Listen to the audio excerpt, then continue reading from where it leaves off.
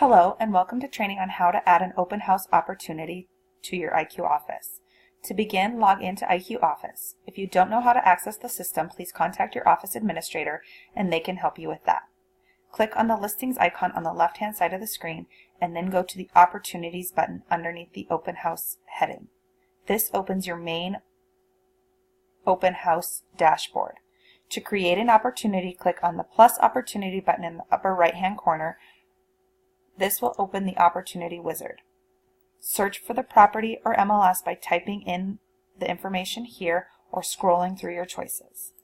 Click the checkbox next to the listing you would like to create an opportunity for. Enter the date, start and end time for the open house, and click Finish if you would like to add it. If you would like to add additional opportunity times, click the green Add Dates button. Once you click Finish, it will show in the Opportunities tab for all agents in your office.